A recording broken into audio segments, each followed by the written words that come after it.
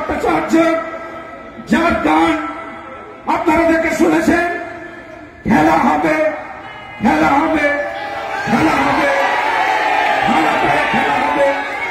এ গান শুধু কোন গান নয়, এ গান সমগ্র বাংলার যুব সমাজকে উদ্দীপ্ত করেছে, এ গান সমগ্র বাংলার মনীষীদের উদ্দীপ্ত করেছে, এ গান সমস্ত বাংলার হিন্দু, মুসলিম, শিখ, খ্রিস্টান প্রত্যেক মানুষকে ঐক্যবদ্ধ হয়ে এই স্বৈরতান্ত্রিক এই বিভীষিকাময় সরকারের বিরুদ্ধে লড়াইয়ের অনুপ্রাণিত করেছে। আর আমি বিশেষ কিছু বলছি না, আমরা স্বাগতম জানিয়ে দেবাংশু ভট্টাচার্য এখন আপনাদের সামনে, তাকে মাইকে আহ্বান জানিয়ে অনুরোধ করছি।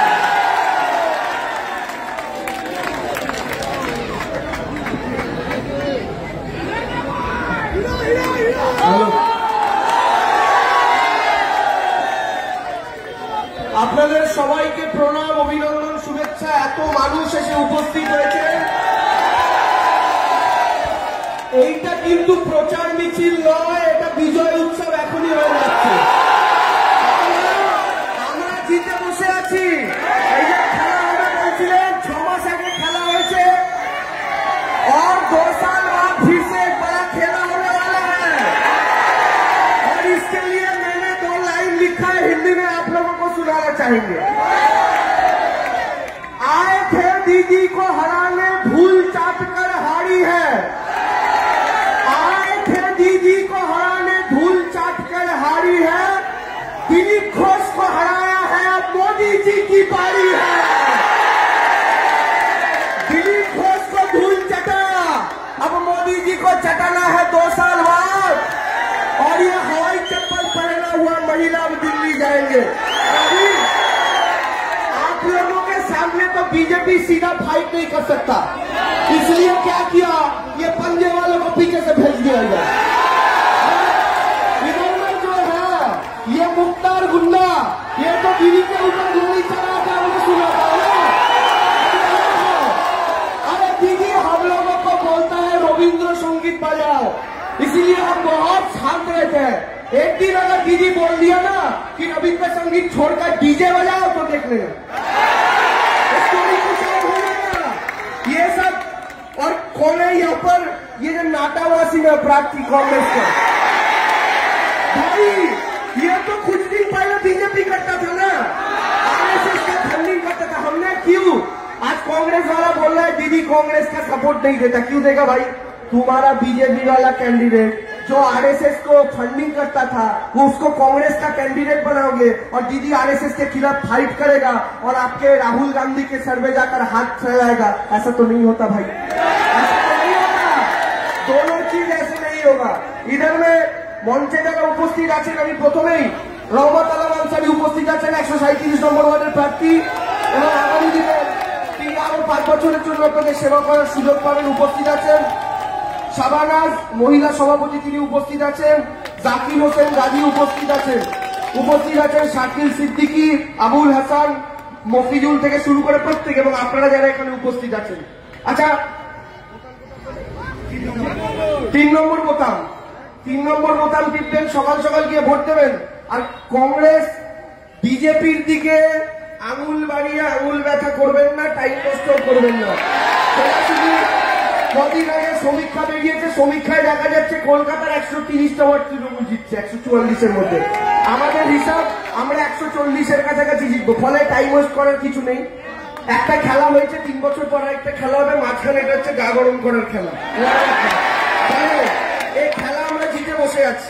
বিজেপিও যাবে, কংগ্রেসও যাবে, সিপিএমও যাবে, কর্পোরেশন তৃণমূল জিতছে কি করে? সিপিএম কে জিজ্ঞাসা করা হলো আপনারা কটা ওয়ার্ড জেতার টার্গেট নিয়ে লড়ছেন, বলে 40টা। ওদের টার্গেট 40টা, বুঝুন টোটাল ওয়ার্ড 144। বিজেপি কে জিজ্ঞেস করা হচ্ছে, শুভেন্দু অধিকারী বলছে অন্তত 10টা সিট জিতুন, মানে 144-এর মধ্যে 10। কেউই বলছে না আমরা কর্পোরেশন দখল করব। তাহলে আপনারা জানেন তৃণমূল জিতে বসে আছে। এই ওয়ার্ডে ওয়াসিমদা ক্যান্ডিডেট হলে রাজ্য দিদির হাতে, কর্পোরেশন দিদির হাতে, ওয়ার্ড ও দিদির হাতে, উন্নয়ন ভর ভর কে হোক, কাজ ভরে ভরে হবে, যেভাবে এতদিন আপনারা দেখেছেন। আর আপনারা তো কলকাতার মানুষ, আমার চেয়ে অনেক ভালো জানেন এই কলকাতাটা কি ছিল আর আজকে কি হয়েছে। আজকে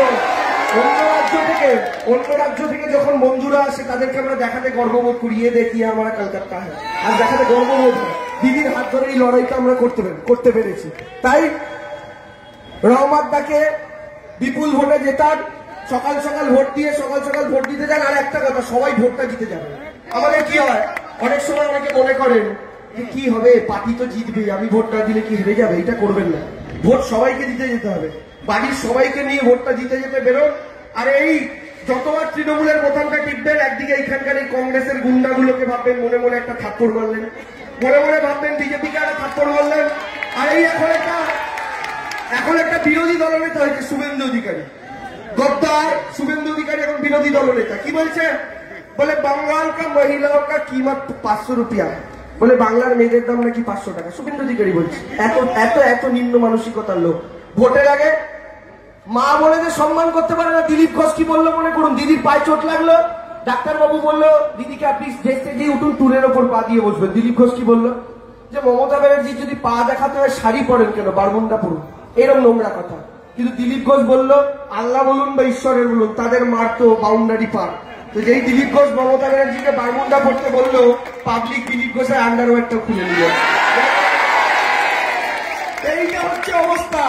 মমতা ব্যানার্জিকে যে নোংরা কথা বলবে, উপরওয়ালা তার হিসাব ঠিক টাইমে বুঝিয়ে দেবে, সে যেই হোক না কেন। তাই সেই জায়গা থেকে বলছি, এখানে অন্য কোথাও ভোট দেওয়ার দরকার নেই। 3 নম্বর বোতামে সকাল সকাল ভোট দেবেন, মাথায় রেখে ভোট দেবেন। এই মোদিজির দয়ায় 900 টাকার গ্যাস কিনছেন, মোদিজির দয়ায় 200 টাকার সর্ষের তেল কিনছেন, যাচ্ছে তাই অবস্থা, গোটা দেশটা সত্যানাশ করে দিয়েছে। তো সেই জায়গা থেকে দাঁড়িয়ে আর এখন কংগ্রেস সিপিএম এরা কোনো লড়াইতে নেই। বিজেপি ডাইরেক্ট যেতে পারবে না বলে মুখোশ সামনে কংগ্রেসকে এগিয়েছে, এটা মাথায় রাখবেন। তাই কংগ্রেস সিপিএম এর দিকে কেউ ভোট দিয়ে ভোট নষ্ট করবেন না, তৃণমূল কংগ্রেসকে ভোট দিন। আমরা যেদিন খবরে দেখবো 21 তারিখ রেজাল্ট বেরোবে, আমরা খবরে দেখতে চাই এই ওয়ার্ড থেকে আনসারিরা কলকাতার মধ্যে সবচেয়ে হাইয়েস্ট ব্যবধানে জিতেছেন, এটা কিন্তু আমরা দেখতে চাই। এবং এই কাজটা আপনাদেরকে দিচ্ছে, এই দায়িত্বটা আপনাদেরকে নিতে হবে। তাহলে জিতবেন তো, জিতবেন তো, এই গুন্ডাদের হারাবেন তো, জিতবেন তো। पीछे से आवाज कम आ रहा है, उधर अमित शाह खड़ा है क्या? अभी जोरे জিতবেন তো, খেলা হবে তো, খেলা হবে তো, খেলা হবে তো, আরো জোরে খেলা হবে, খেলা হবে, খেলা হবে, খেলা হবে, খেলা হবে, খেলা হবে, খেলা হবে। বহুত আপনাদের মধ্যে কিন্তু এনার্জি ফাটাফাটি আছে, এই এনার্জি কিন্তু বুঝিয়ে দিচ্ছে রেজাল্ট এবার কি হবে। তাহলে আপনারা বলুন তো, 2024-এ দিদি দিল্লি যাবে তো, মোদীজিকে হাঁটাবেন তো, ছাড়াবেন তো, আর এই বাংলায় কংগ্রেস সিপিএমকে নিশ্চিন্ত করে দেবেন তো, দেবেন তো, একটা ভোট অন্যদিকে দেবেন না তো, একটা ভোটও দেবেন না তো, একটা ভোটও দেবেন না তো। তাহলে প্রথমে আঙুলটা কত নম্বর বোতামে নেবেন? इधर ही तो गलती हो गया, पहले 1 नंबर पर उंगली लेना, लेकिन दबाना मत, फिर लेना, लेकर बोलना गैसेर दाम 900, लेकिन दबाना मत। फिर 2 नंबर पे उंगली लेना और सोचना ये मुख्तार गुंडा तेरे द्वारा नहीं होवे। फिर 3 नंबर पर उंगली लेना, 3 नंबर বোতামে আঙুল নেবেন।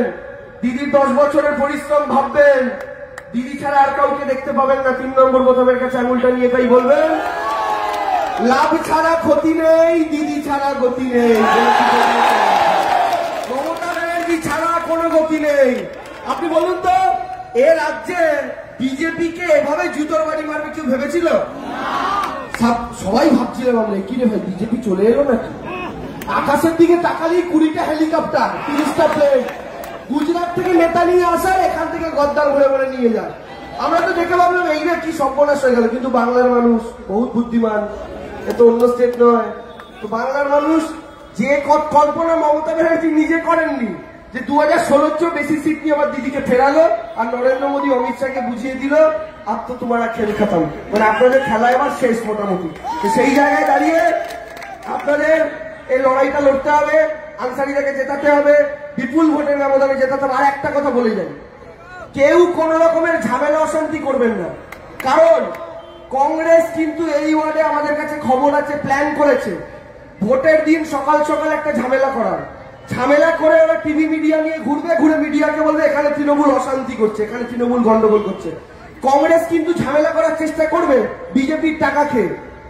আপনারা কিন্তু কোনো উত্তেজনায় পা দেবেন না, মাথা একদম ঠান্ডা রাখবেন। পাশে যা হচ্ছে দেখবেন সেখান থেকে সরে আসবেন, পুলিশ আছে প্রশাসন আছে তারা বুঝবে। কোন বিরোধীকে সুযোগ দেবেন না। আপনারা যদি 5,000 10,000 8,000 ভোটার যেত, কোন বিরোধী যেন এটা বলতে না পারে যে ওই ভোটের মধ্যে কালির দাগ আছে, ওই সুযোগটা কাউকে দেবেন না। কারণ আমরা এমনিতেই জিতবো, পাবলিক দিদির কাছে খুশি। লক্ষ্মীর ভান্ডার থেকে শুরু করে কন্যাশ্রী, যুবশ্রী, সবুজ সাথী, খাদ্য সাথী, মানুষ কিন্তু খুশি। মানুষ দেখছে যে মোদিজির 900 টাকার গ্যাসে ফোটাচ্ছি দিদির ফ্রি রেশনের চাল, মানুষ কিন্তু এটা জানে। ফলে মানুষকে প্রোটেকশন দিন, মানুষ যেন নিশ্চিন্তে ভোট দিতে পারে। আপনার যদি মনে হয় কি অন্য দলকে ভোট দেবেন, তাকেও আপনি সঙ্গে সঙ্গে নিয়ে এসে ভোটটা দেওয়ার ব্যবস্থা করে দিন, কিন্তু ঝামেলা যেন না হয় এই দিকটা প্রত্যেকে খেয়াল রাখবেন। তাই আপনাদের জিততে হবে, ভালো করে জিতুন। আর এখানে আপনারা প্রত্যেকে যারা উপস্থিত হচ্ছেন, মায়েরা যারা উপর থেকে অনেকে শুনছেন, ছাদে প্রচুর মানুষকে দেখতে পাচ্ছি, সবাইকে প্রণাম, অভিনন্দন। খেলবেন তো? ঠিক আছে, তাহলে 3 নম্বর বোতাম টিপবেন। ঠিক আছে, ঠিক আছে, খেলা হবে, স্লোগানটা দিচ্ছি, কিন্তু একটা স্তবক বাদ দিয়ে বলি, আরে অরিজিনাল খেলার একটা ডুপ্লিকেট কিউ বাজাবে।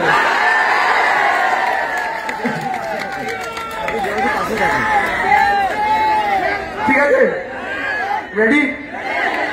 আমার কিন্তু তালে তালে তালি চাই, তালে তালে তালি বিজেপি হবে খালি, তালে তালে তালি কংগ্রেস হবে খালি। রেডি? বাইরে থেকে বর্গি আসে, নিয়ম করে প্রতি মাসে আমিও আসছি, তুমিও হবে বন্ধু, এবার খেলা হবে। তৃণমূলের ভাগিয়ে নেতার নাকে সহজ ভোটে জেতা বিক্রি ছবি সরবে যাবে বন্ধু, যেদিন খেলা হবে। বুড়ি মায়ের ছাত্র ছাত্রী পুলিয়ে বলে বুঝের ছাত্রী, অপারেশন ফিটেই হবে খেলা খেলা।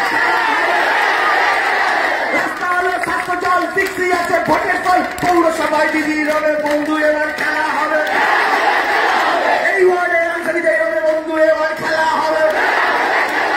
বুথে বুথে খেলা হবে, ঘরে ঘরে খেলা হবে, পৌরসভায় খেলা হবে, কংগ্রেস খেলা হবে, বিজেপি খেলা হবে, এই আয়োগদার খেলা হবে, সুমন্ত খেলা হবে, 19 তারিখ খেলা হবে, 21 তারিখ খেলা হবে, সবুজাবির খেলা হবে, সবুজাবির খেলা হবে, সবুজাবির খেলা হবে।